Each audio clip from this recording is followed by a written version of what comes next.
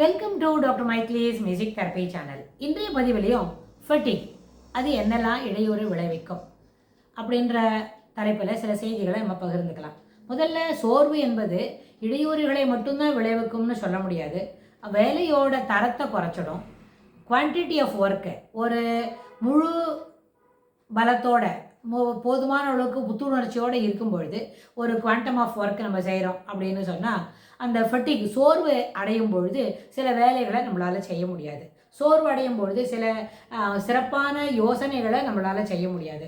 சோர்வு அடையும் பொழுது குவாலிட்டி ஆஃப் ஒர்க்கு கூட குறையும், குவாண்டம் ஆஃப் ஒர்க்கும் குறையும், நம்ம செய்கிற வேலையோட குவாலிட்டி கூட குறைஞ்சிரும். எல்லாம் போகிறோம், இவ்வளோ செய்தால் போகிறோம் அப்படின்னு சொல்ல முடியும். ஆனால் இது ஒரு ஹவுஸ் ஹோல்டு கோரில் ஹோம் ஃப்ரண்ட்டில் செய்யும் பொழுது this work can be continued, this work can be after some time அப்படின்னு நினைக்கலாம். இந்த வேலையை கொஞ்சம் பொறுத்து செய்தலாம், இந்த வேலையை கொஞ்சம் பொறுத்து தொடர்ந்து முடிச்சுக்க முடியும்னு நம்ம நினைக்கலாம். ஏன்னா ஒரு டைம் கன்ஸ்டன்ட் இல்லாதனால. ஆனால் இதுவே ஒரு அலுவலகத்தில் செய்கிறோம் அப்படின்னு சொன்னால் அந்த குறிப்பிட்ட நேரத்துக்குள்ளே இத்தனை வேலைகளும் செய்து முடிக்கணும். அப்போ இதுக்கு நடுவில் நம்மளுக்கு சோர்வு வந்துட்டுது அப்படின்னா அந்த சோர்வு அடையும் பொழுது செய்ய வேண்டிய வேலையோட வேகம் துரிதமாக செய்யக்கூடியதும் குறையும், அளவும் குறைஞ்சிரும். அப்போ எண்டு ரிசல்ட் வேறுபாடு உடையதாக இருக்கும். ஸோ இந்த மாதிரி ஒரு கான்செப்டில் நம்ம பார்த்துட்டு இருக்கும்பொழுது என்னெல்லாம் ஆகும், ஒரு சோர்வு அப்படின்னும் பொழுது அடிக்கடி சோர்வு ஏற்படுகிறதா, இல்லை வேலை செய்துக்கிட்டு போது மட்டும்தான் சோர்வு அடைகிறோமா, இல்லை சோர்வு எப்பவும் சோர்வு தான் இருக்குது, சோர்வுக்கு நடுவில் வேலை செய்கிறோமா அப்படின்னா அந்த சோர்விலான் அப்படிங்கிற சோர்வே இல்லை, எப்போவும் தொடர்ந்து வேலை செய்கிறோம் அப்படின்னா அதுக்கு என்னெல்லாம் மனப்பழக்கம் இருக்கணும், அப்புறம் உடற்பழக்கம்னா அதாவது உடல் உறுதியாக இருக்கிறதுக்கு என்னெல்லாம் செய்துக்கணும் அப்படி இல்லாமல் நம்ம பார்க்க முடியும். ஆனால் ஒரு ஹோம் ஃப்ரண்ட்டில் ஒரு கிச்சன் ஏரியாவில் இல்லை ஒரு கிளீனிங் ஏரியாவில் தட் இஸ் மெயின்டெனன்ஸ் ஏரியாவில் நம்ம சோர்வு அடைகிறோம் என்ன சொன்னால் அந்த வேலையெல்லாம் அப்படியே நிறுத்திட்டு கொஞ்சம் கழித்து நம்ம கண்டினியூ பண்ண முடியும். முதல் விஷயம். ரெண்டாவது, ஒரு அலுவலகத்தில் ஒரு தொழில் செய்யக்கூடிய இடத்துல சோர்வு அடைகிறோம்னு சொன்னால் அப்போ கூட எல்லா மிஷினையும் கொஞ்சம் நேரம் நிறுத்திட்டு எல்லாரும் ரெஃப்ரெஷ் பண்ணிக்கிட்டு புத்துணர்ச்சிக்கு தேவையான நம்ம வேண்டியதெல்லாம் நம்மளோட புத்துணர்ச்சி செய்துக்கிட்டு either by hot drinks or soft drinks வேறு இன்னும் எதான ஸ்நாக்ஸு அதுபோல் சாப்பிட்றதுனால நம்மளுக்கு புத்துணர்ச்சி கிடைக்கும்னா அதெல்லாம் சாப்பிட்டு பார்த்து, அப்புறம் சோர்வு அடைகிறோம்னு சொன்னால் பசியினால் சோர்வு அடைகிறோமா, இல்லை மொனாட்டனஸை ஒரே வேலையை தொடர்ந்து செய்கிறோம் அதனால் சோர்வு அடைகிறோமா, இல்லை இந்த வேலையில் நம்மளுக்கு ஈடுபாடு குறையிறதா அப்படின்னு எல்லா விதத்துலேயும் all perspectives can be approach to come out of the fatigue அப்படின்னு நம்ம யோசிக்கிறோம்னு வைங்களேன். அந்த மாதிரி ஃபெட்டிக் இருக்கும்பொழுது எப்படி அதை மேனேஜ் பண்ண முடியும் அப்படின்னா நிறைய விதத்தில். முதல்ல இப்போ நம்ம என்ன பண்ணலாம், ஒரு சில பதிவுக்கு ஏன் நம்மளுக்கு ஃபெட்டிக் இருக்குது, ஃபெட்டிக்லேருந்து எப்படி வெளியிட வர முடியும் அதை பார்த்துக்கலாம். ஃபெட்டிக் இருந்தால் எப்படி கண்டினியூஸ் ஒர்க் இருக்கணும், நடுவில் எப்போ பார்த்தாலும் பிரேக் கொடுக்க முடியாது, பிரேக் கொடுக்க செய்யலாமல் நம்ம சாப்பிட்டுக்கிட்டு இருக்க முடியாது.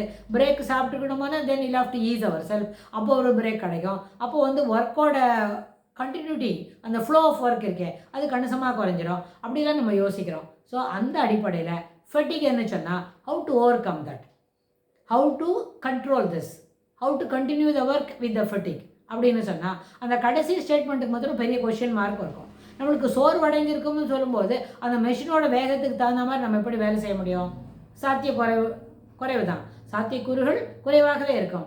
ஆனால் நம்மளுக்கு சோர்வு தான் இருக்குது, மொனோட்டனஸ் இருக்குது, போர்டம் ஆஃப் ஒர்க் இருக்குது. அப்போ போர்டம் ஆஃப் ஒர்க் இருக்கும்பொழுது நம்மளோட கவுண்டரை மாற்றிக்கலாம். அப்போது வேலை கொஞ்சம் மறுபடியும் வித்தியாசமாக போகும். அப்புறம் கவுண்டர் மாற்றிக்கிறதுனால போர்டம் போகும் அப்படின்னு சொன்னால் எந்த கவுண்டரில் இருந்தால் நம்மளால் சுறுசுறுப்பாக வேலை செய்ய முடியுமோ அந்த இடத்துல வேலை செய்யலாம். சிலவங்களை இன்பிட்வீன் ஒர்க்குக்கு நடுவில் இட் இஸ் ஒன்லி ஃபிசிக்கல் ஒர்க்குன்னு வைங்க, அவங்க சில எதான பேசிக்கிட்டே இருப்பாங்க. அப்போ that is also disturbs the individual. அப்படி இருக்கும். மற்றவங்களுக்கு பக்கத்தில் இருக்கிறவங்களுக்கு வேலையோட பலுவை அதிகமாகிச்சிடும். அதனால் அதிகமாகிருச்சுன்னு சொன்னால் அப்போ வேலையோட என்ன ஆகும், பலு அதிகமான அந்த குறிப்பிட்ட நேரத்துக்குள்ளே இத்தனை பேக் பண்ண முடியாது, குறிப்பிட்ட நேரத்துக்குள்ளே இத்தனை ஃபைல்ஸை நம்ம எழுதி அனுப்ப முடியாது, அப்படியெல்லாம் இருக்கும். ஸோ அதனால் சோர்வு அடைவது என்பது சாதாரண விஷயந்தான். ஒரு வேலையை தொடர்ந்து நம்ம செய்துட்டு இருக்கும்போது சோர்வு ஏற்புடையது தான். ஆனால் அந்த சோர்வை நம்ம என்ன பண்ணிக்கணும், அதோடு கூட இருந்து வேலை செய்கிறது எப்படி, சோர்வுனால நம்மளை எளிமைப்படுத்திக்க முடியாமல், அதாவது வேலையை துரிதத்தில் குறைபாடு இல்லாமல் செய்கிறது எப்படின்னா முதல்ல ஃபெட்டிக் என்ன சொன்னால் சோர்வு என்ன சொன்னால் அந்த சோர்வை நம்ம முதல்ல அட்டன் பண்ணணும். அது ஏன் சோர்வு அடைகிறோம் அப்படின்றத பார்த்து அதுலேருந்து வெளியில் வரத்துக்கு என்னெல்லாம் வழிமுறைகள், முதல்ல அந்த யார் சோர்வடைந்திருக்காங்களோ அவங்கள கூட்டி கேட்கலாம். ஏன்பா சோர்வடைச்சு, என்ன சமாச்சாரம், what is at happening, are you feeling டயர்டாக இருக்கா, மயக்கமாக வருதா, அப்படிலாம் கேட்கலாம். அதுவே நம்ம டெஸ்ட் பண்ணி பார்க்குறோன்னு வைங்களேன், அதுலேருந்து என்ன கண்டுபிடிச்சிக்க முடியும்? அவன் சொல்கிற செய்திக்கும் அவனுக்கு கிடைச்சிருக்கிற அந்த டெஸ்ட்டுக்கும் ரிசல்ட்டுக்கும் வித்தியாசமாக இருக்கும். ஆனால் அதனால் தனி மனிதனோட சுபாவத்தில் அவனோட பிஹேவியரில் மாற்றம் இருக்கும். அவன் சோர்வடைந்துட்டான்னு வைங்க, சில கேள்விக்கெல்லாம் சரியாக ரெஸ்பான்சிபிளாக பதில் சொல்ல மாட்டான். சில நேரத்தில் என்ன இருக்காது, அந்த சொல்கிற பதிலும் செய்கிற வேலையும் நான் எராட்டிக்காக வேறு லெவலில் இருக்கும். அப்புறம் அந்த சோர்வு வந்து அவனோட பிஹேவியரில் நிறைய சேஞ்சஸை கொண்டு தரும். சோர்வு அடையும் இருக்கும்பொழுது அவனோட இன்முகத்தால் பேச முடியாது, அப்புறம் சுறுசுறுப்பாக வேலை செய்ய முடியாது அப்படின்னு சொன்னால், the fatigue will change the individual's mindset, individual behavior pattern and individual working ability and performing ability. இது எல்லாமே பாதிக்கும் அப்படின்னு நம்ம புரிஞ்சுக்கிறோம். ஸோ இந்த அடிப்படையில் தொடர்ந்து நம்ம இதை பற்றி பார்க்கும்பொழுது என்னெல்லாம் அங்கே நம்மளுக்கு எளிமையாக நம்மளோட சோர்வுலேருந்து வெளியில் வர முடியும் அப்படின்னு அந்த பாயிண்ட்டை வரப்போகிற பகுதிகளை பார்க்கலாம். அதுக்கு இசை எங்கனம் துணை புரியும் அப்படிங்கிறதையும் பார்க்கலாம்.